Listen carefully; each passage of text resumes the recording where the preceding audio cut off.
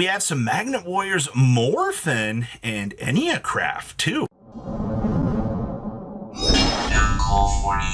So make sure you guys smash the living crap out of that subscribe button so you guys don't miss out on more awesome content. So Magnet Warriors was actually kind of one of the surprising stars I got the chance to see out of this weekend's YCS Japan.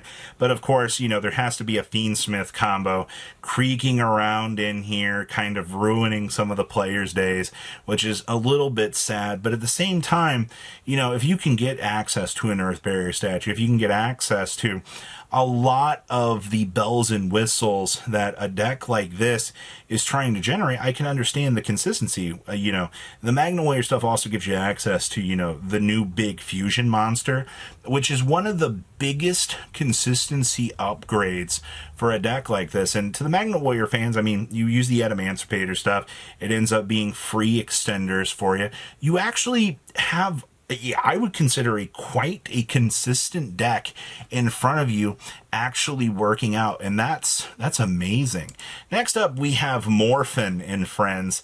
I see that, you know, you've got to have the Primite package in here, and we also do get to see Spell Canceller coming up. This is a lot of moving pieces within one deck that I think actually does work out quite well, because the chaotic elements in the case of the canines, even with a slightly smaller canine package, you know, with only one Joe Cool, you'll still actively be able to pull back this Joe Cool, because, you know, the chaotic elements is going to be recurring and refunding this tool back to you, which ends up working out immensely well for you. And I mean, having access to Spell Canceller is a free auto win condition, because I mean, this was YCSJ, you know, this is 1 out of 1 format. So if you can deploy a Spell Canceller, have a, you know, a backup plan on the back end going for you, then, you know, it ends up working out very well. But I'm happy to see Morinphen actually getting some play. Next up, we have Enneacraft. Now, they actually are having to main deck the sphere modes, because you have to actively have some sort of tools to be able to do your thing. But it's also crazy to me that they were able to get away with shaving down this extra deck and getting away with it. They don't really use their extra deck in this deck. I mean, I guess you could try to play like Pot of Extrav or something like that, but I mean, you're just hurting yourself at that point. You know, Enneacraft, if they have to access their extra deck, they have to put a lot of monsters on the field to even get to that stage. And unfortunately, it's just not a very realistic thing that this deck gets to do. I feel like at most, you know, you'll get a couple of little extra pieces here and there, but it ends up being nothing too crazy to laugh at and to write about. And of course, you know, I guess you've also got access to the Blackluster Soldier down there too. I have a feeling that's probably one of the only ones I'd be accessing if I actually had to get to it. And then we have Odeon with the Earthbound Kokopikaku. Now, still to looking at this list to this very moment, I don't know why they chose to shove the Earthbound in here. The only thing I can think of is you have the Storm Dragon's Return, the trap card down there, that might have a sweet, haha, funny interaction with it, but I cannot really imagine that this is going to be a very, very good interaction that we're going to be seeing. I do see that we are playing 1 pot of Extra, we're playing 1 pot of Prosperity. You know, you do kind of lose a couple of bits and pieces out of your extra deck, but it's not going to be anything that you're not going to be able to play without. I mean, you've already maximized on the Anubis stuff. You've got most of the key components already set to extremely high levels as it is. So, you know, you're not going to be really losing too much with this. So deck, I think, does look just fine, but interesting tech choices for sure. Next up, we have Rockets featuring Dark Arm Dragon. You know, I figured they were going to do this, that they would pit like the Eclipse Wyvern or something in here to try to recover it back, but no, they actually chose not to do that, which I guess is kind of hilarious, honestly. When you think about the tools you've got access to, I guess it's interesting. We do have the Muddy Mud Dragon in here, which I guess we get the fusion sub out and make the Red Eyes Dark Dragoon as part of the combo. Imagine, you know, you're staring down 2 Boral monsters. You got a Red Eyes Dark Dragoon on the back burner staring next to it, and of course, maybe a Dark Arm Dragon coming somewhere along the way that you're going to have to deal with.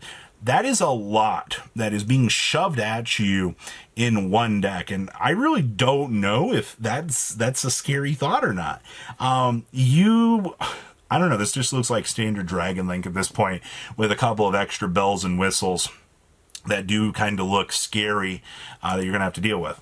Oh, we also have access to Dark Lords. Honestly, I'm kind of happy to see that Dark Lords are a real deck right now, man. It's just because, like, are people actually, have you actually looked at Dark Lords? Are you fully aware of what this deck can do? Because it feels pretty scary. I do see that we did build a Dark Crown into the deck as well. I mean, you want to be having access to Crown. I don't know. If you're not playing Crown, I feel like you're just asking for consistency problems, and that's not what you want to be seeing. You want as consistent of an approach with a deck like this that you can get. And if you're like, well, you know, I don't really know if I need access to keep things consistent.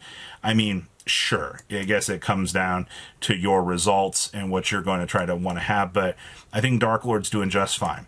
Next up, we have White Forest with Witchcrafter. Whoever decided to take this pile to the event, I'm very proud for you, because this is the level of gameplay that I really want to see, especially since it looks like you're playing going second here. You have triple Lightning Storm built in the main deck. You have the triple Dark Roll, or 2 Dark Roller here. You know, your game plan is just going to be straight and simple, all right? You're going to aim to basically crack the opponent's field, and then once you get through that, you've got the OTK window, and you're basically good to go, which I think is pretty fine and dandy. Witchcrafter just needs just a little bit more. You give me a little bit more, and I can turn this deck into an absolute monster. It's just, we need to see another bit or another consistency upgrade. But the Blazing Cartesia, I think, does help out, you know, having this deck be just a little bit better for its bits and pieces. And then we have 60 card Sky Striker. Well, I mean, you chose to play 60 cards, but I mean, you have to fit your side deck into the main deck at that stage, and that just, you're asking for a consistency nightmare at that stage. And I get it, I do, you know, when you're running into, you know, having to play Lancias, you got to have access to Raigekis. You know, you chose to play triple MST for some reason. I don't agree with that. I feel like there could have been way better optimization in the card choices featured here, but we don't get to see that. We don't get to see that, you know, all of this came together, I guess, for a decent result. The fact that they only played 1 Lightning Storm, but chose to play like a Dark Hole, for example, is a little bit weird in and itself. But hey, if you can have success with this, shove this all within one deck, and it all works out, by all means, be my guest. And then we have Elven Notes. So I've enjoyed watching the progress for this deck. I think that this deck has been one of the cooler choices that has been actually progressively making play out here. And especially, you're using like the best of the synchro stuff down here. When you're getting access to these better consistency pieces, especially the Elven Notes just working together with Medius to get these bodies up, it's actually very, very good. Also, Excel Synchro has a lot of play in here. You know, you have access to Shen as well, so, you know, you will be able to set up these very interruptible places against the opponent. So this deck, while it might look like, you know, you got to have some setup, I think this is one of the purest builds. I've seen Centurion, I've seen White Forest. You can play Elven Notes in any of the Synchro pile decks, and you can honestly have a good time. It's just, this is one of those few scenarios that they chose to go with pure, and they had a good time. And then we have, Doomsy Minkanko. This has been a build that I've been seeing pop up a lot more, because once again, you kind of have the overlay with the equips. You know, Doomsy wants to have access to the equips, and Minkanko, their whole stick is having access to the equips. So it kind of turns into, well, if I can use these for one archetype, I can fuel them into another, and I have a nice form of consistency. And that's beautiful, actually. That's the kind of stuff that, you know, you want to hope for. So I got to give them some credit. This looks very, very nice. But YCSJ, has given me so much cool stuff to enjoy. So please leave a comment down below, tell me what you guys think, and I'll see your beautiful faces back here in a day, guys. Patrons, thank you.